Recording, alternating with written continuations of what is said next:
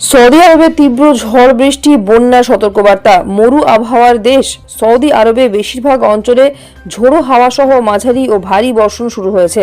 এই পরিস্থিতির উন্নতি না ঘটলে আকস্মিক বন্যার সতর্কবার্তা দিয়েছে দেশটির জাতীয় আবহাওয়া দফতর এনসিএম।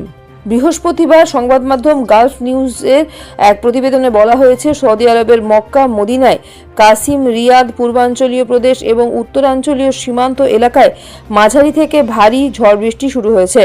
সেই সঙ্গে এই সময়ের মধ্যে হতে পারে শিলাবৃষ্টি ও বজ্রঝড়ও। শিগগিরই এই অবস্থার উন্নতি না হলে আকস্মিক বন্যা হতে পারে।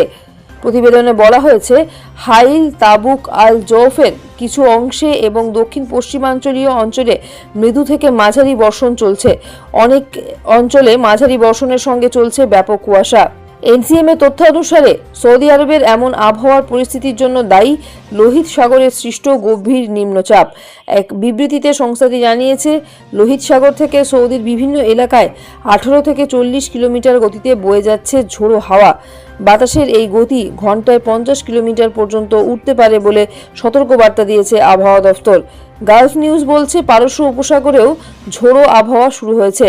বর্তমানে সেখান থেকে সৌদির দক্ষিণাঞ্চলে 10 থেকে 35 কিলোমিটার বেগে ঝোড়ো হাওয়া বয়ে যাচ্ছে। এই গতি ঘন্টায় 60 কিলোমিটার পর্যন্ত উঠতে পারে বলে সতর্কবার্তা দিয়েছে আবহাওয়া দফতর।